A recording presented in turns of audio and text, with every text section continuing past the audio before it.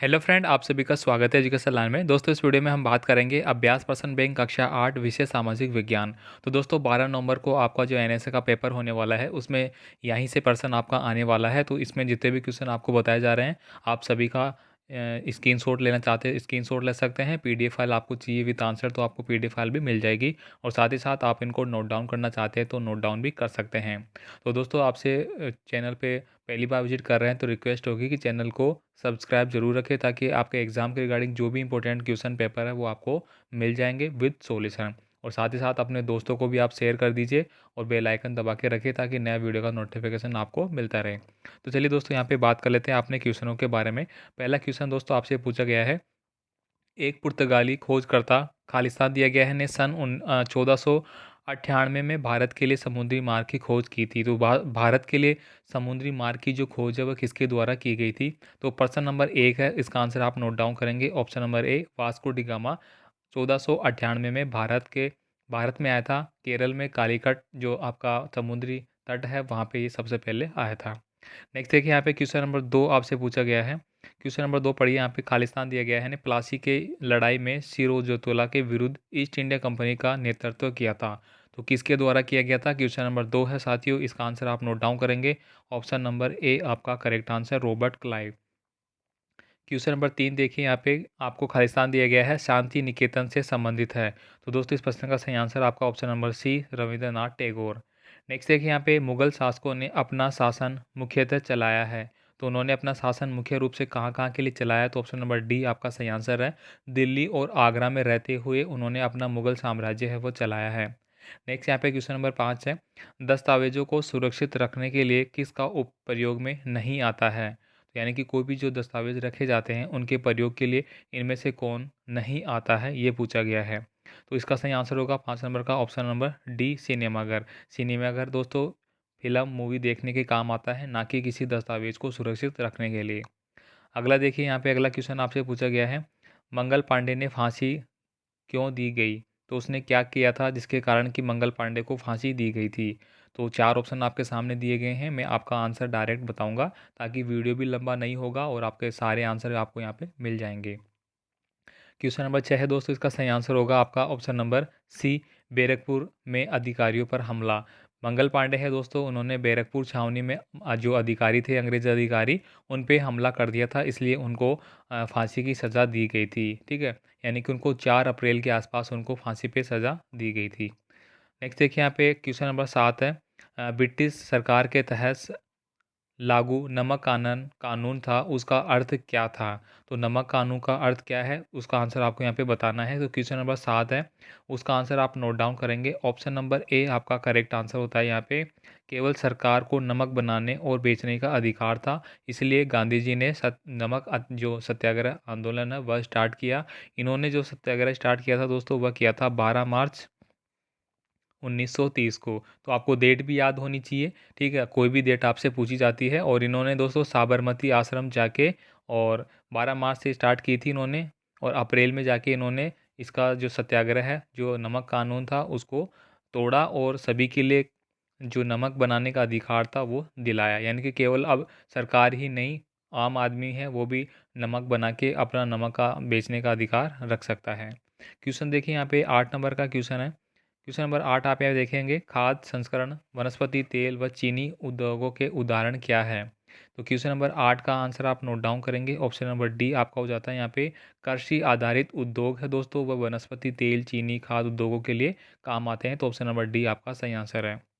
Next देखिए, यहाँ पे क्वेश्चन नंबर 9 आपसे पूछा गया है, यूरोप की व्यापारिक कंपनियों को भारत की ओर किसने आकर्षित किया? सोना और चांदी ने, कपास, रेशम, मसाले, वनस्पति और जीव, घोड़े और मवेशी। तो क्वेश्चन नंबर 9 का सही आंसर है ऑप्शन नंबर बी, दोस्तों कपास, रेशम और मसाले। दोस्तों, भारत में जो मसाले हैं, काली मिर्च हो गया, आपका इलायची वगैरह, इस तरह के जो मसाले हैं वो अत्यधिक मात्रा में विदेशी है लोग वो खरीदते थे, इसीलिए यूरोप की जो कंपनियां हैं वो भारत की ओर आकर्षित होती है और यहाँ पे व्यापार करने के लिए आते हैं। नेक्स्ट देखिए, यहाँ पे क्वेश्चन नंबर 10 है, क्वेश्चन नंबर 10 दोस्तों आपसे पूछा जा रहा है कि 1857 के विद्रोह का हिस्सा नहीं था। तो इनमें से कौन था जो कि 1857 का जो विद्रोह हुआ था उसमें भाग नहीं लिया गया था? तो क्वेश्चन नंबर 10 है, इसका आंसर आप नोट डाउन करेंगे। ऑप्शन नंबर डी, ग्वालियर का मराठा शासक। इन्होंने 1857 का जो विद्रोह था उसमें भाग नहीं लिया। बाकी रानी लक्ष्मीबाई ने भी लिया था, नाना साहब ने और बेगम हजरत महल, तीनों ने भाग लिया था। नेक्स्ट देखिए यहाँ पे क्वेश्चन नंबर 11 है, हमें मानव संसाधन को शिक्षा और तकनीकी कुशलताएं देनी चाहिए, क्यों क्यों देनी चाहिए? तो क्वेश्चन नंबर 11 है साथियों, इसका आंसर आप नोट डाउन करेंगे। ऑप्शन नंबर बी आपका आंसर होता है यहाँ पे, वे हमारे देश के विकास में सहायक हो सकते हैं, इसलिए हमें मानव संसाधन और शिक्षा तकनीकी है उसको कुशलताएं देना चाहिए। नेक्स्ट देखिए यहाँ पे क्वेश्चन नंबर 12 है। क्वेश्चन नंबर 12 आपसे पूछा गया है कि वनस्पति जगत, प्राणी जगत और सम सूक्ष्मजीवी सुनिश्चित करते हैं, तो ये क्या सुनिश्चित करते हैं? तो क्वेश्चन नंबर 12 है, इसका आंसर होगा ऑप्शन नंबर डी, खाद मिट्टी निर्माण की दर। क्वेश्चन नंबर 13 देखिए यहाँ पे, भारत के उच्चतम न्यायालय द्वारा किस व्यवस्था को कानूनी शिकायत दूर करवाने के लिए बनाया गया है? तो क्वेश्चन नंबर 13 है साथियों, इसका आंसर आप नोट डाउन करेंगे। क्वेश्चन नंबर 13 का ऑप्शन नंबर डी होगा यहाँ पे, जनहित याचिका के लिए। क्वेश्चन नंबर 14 देखिए यहाँ पे, क्वेश्चन नंबर 14 आपसे पूछा गया है, निम्न में से कौन भारतीय संसद का अंग नहीं है? तो दोस्तों भारतीय संसद के अंग राष्ट्रपति होते हैं, ठीक है, लोकसभा होगी, राज्यसभा होगी, लेकिन दोस्तों सर्वोच्च न्यायालय है वो आपका संसद का अंग नहीं है। तो 14 नंबर का क्वेश्चन है, उसका आंसर आपका होता है ऑप्शन नंबर सी। चलिए नेक्स्ट ये बात करेंगे यहाँ पे 15 नंबर का। नीचे दोस्तों आपको कुछ चित्र दिया गया है, औद्योगिक गतिविधि को दर्शाया गया है, आपको इसके आधार पे आंसर बताना है। तो दोस्तों इसका आंसर आपको बताना होगा कि ये चित्र किस उद्योग से संबंधित है। तो दोस्तों कि आप इसमें देख पा रहे हैं कि यहाँ पे सिलाई की जा रही है, ठीक है, तो ये किस पे हो जाएगा? वस्त्र के लिए हो जाएगा। तो क्वेश्चन नंबर जो आपका 15 है, इसका आंसर होगा क्वेश्चन नंबर 15 का आंसर हो जाएगा आपका नंबर बी। नेक्स्ट देखिए यहाँ पे क्वेश्चन नंबर 16 है, 2019 के आम चुनावों में लगभग 1.5 लाख पेड़ों को बचाया जा सका, ये इसलिए संभव हुआ क्यों? तो क्यों संभव हुआ था 2019 के चुनावों में पेड़ों को बचाए जाने का? तो क्वेश्चन नंबर 16 है, उसका आंसर आप बताएंगे, तो इसका सही आंसर होगा ऑप्शन नंबर बी, इलेक्ट्रॉनिक मतदान मशीन का उपयोग किया गया था। यानी कि अगर अपन कागज़ का उपयोग करेंगे तो पेड़ों की कटाई होगी, और पेड़ों की कटाई रोकने के बाद अपन इलेक्ट्रॉनिक मतदान मशीन का प्रयोग किया, इस वजह से पेड़ों की कटाई रुक पाई। नेक्स्ट देखिए यहाँ पे क्वेश्चन नंबर 17 है। क्वेश्चन नंबर 17 आपसे पूछा गया है, पिछला लोकसभा चुनाव 2019 में हुआ था, यदि वर्तमान सरकार अपना कार्यकाल पूरा करती है तब आगामी लोकसभा चुनाव कब होगा? तो दोस्तों 17 नंबर का जो क्वेश्चन है, इसका आंसर होगा ऑप्शन नंबर ए, आगामी चुनाव 2024 में होंगे। नेक्स्ट देखिए यहाँ पे क्वेश्चन नंबर 18 आपसे पूछा जा रहा है। क्वेश्चन नंबर 18 है दोस्तों, राजू के पास 2 एकड़ कृषि भूमि है, वह अपनी भूमि भास्कर को 3 वर्षों के लिए पट्टे पर देता है। 1 वर्ष के बाद भास्कर भूमि मालिक की संपत्ति के बिना इस भूमि को अपने नाम हस्तांतरित करवा लेता है, किस कानून के अंतर्गत राजू मुकदमा दर्ज करा सकता है? तो 18 नंबर का क्वेश्चन होगा, उसका आंसर होगा आपका ऑप्शन नंबर ए, दीवानी कानून, ये दीवानी कानून के अंतर्गत आएगा। नेक्स्ट देखिए यहाँ पे क्वेश्चन नंबर 19 है। क्वेश्चन नंबर 19 देखिए यहाँ पे, ईस्ट इंडिया कंपनी का भारत में प्रारंभिक उद्देश्य था। तो ईस्ट इंडिया कंपनी जो कि भारत में 1600 ईस्वी के अंदर इसकी स्थापना की गई थी, तो इसका मुख्य उद्देश्य था वह क्या था? तो आपका 19 नंबर का क्वेश्चन है, इसका आंसर होगा ऑप्शन नंबर बी, अधिक से अधिक मुनाफा कमाना। ईस्ट इंडिया कंपनी भारत में अधिक से अधिक मुनाफा कमाने के लिए भारत में आई थी, इसलिए इसका आंसर आपका बी ऑप्शन होता है।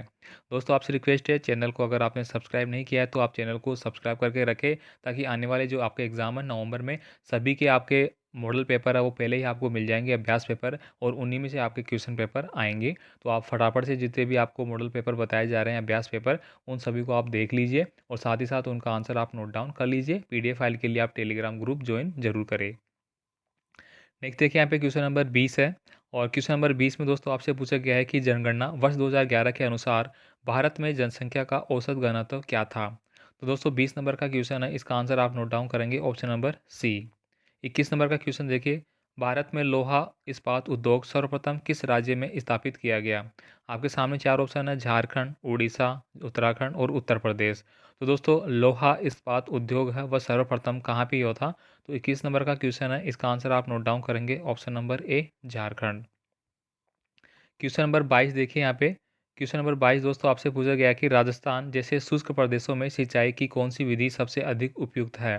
तो शुष्क जैसे स्थाई वाले राजस्थान वाला जो क्षेत्र है, 22 नंबर का क्वेश्चन, इसमें आंसर होगा आपका ऑप्शन नंबर सी, टप टपकन विधि, बूंद बूंद विधि। आप देखते होंगे कि इस अभी जो वर्तमान में अब चलाई जा रही है यहाँ पे, और उसमें दोस्तों जो ग्रिड पद्धति है जिसमें कि एक पाइप नली लगा दी जाती है, उसमें बीच बीच में ऐसे छिद्र होते हैं जो कि पेड़ों के पास में लगा दिए जाते हैं पौधों के, और उसमें से पानी टपकता रहता है। इसमें पानी की जो खपत है वह कम होती है।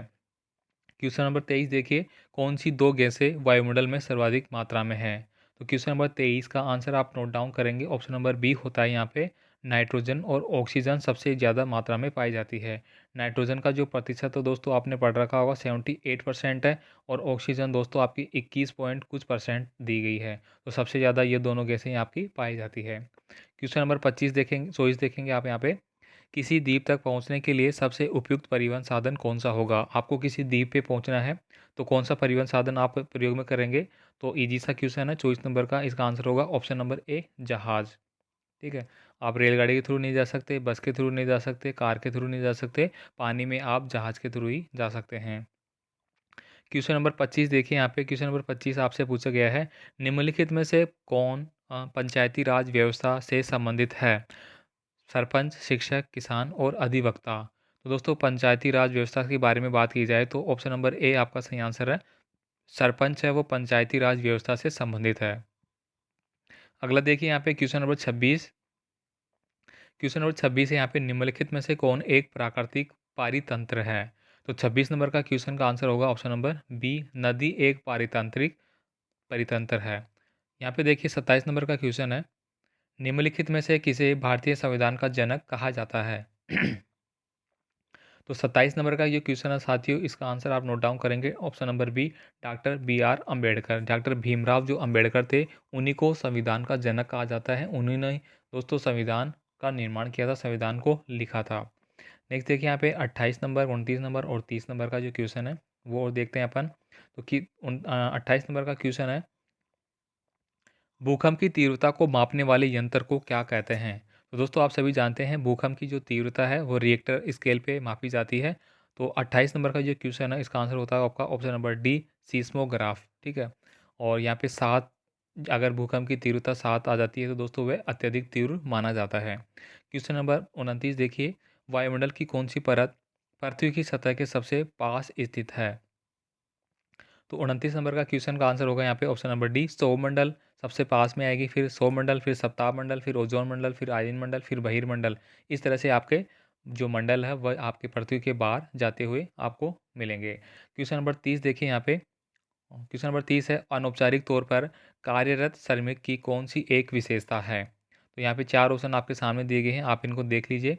अब 4 ऑप्शन के अकॉर्डिंग क्वेश्चन नंबर 30 का आंसर होगा आपका ऑप्शन नंबर डी, जब ज़रूरत होती है तभी कार्यरत होते हैं। तो दोस्तों इस वीडियो में हमने 30% उनके बारे में डिस्कस कर लिया है, और भी जो आगे आपके क्वेश्चन बच गए हैं इंपॉर्टेंट, वो भी आपको नेक्स्ट वीडियो में उपलब्ध करा दिए जाएंगे।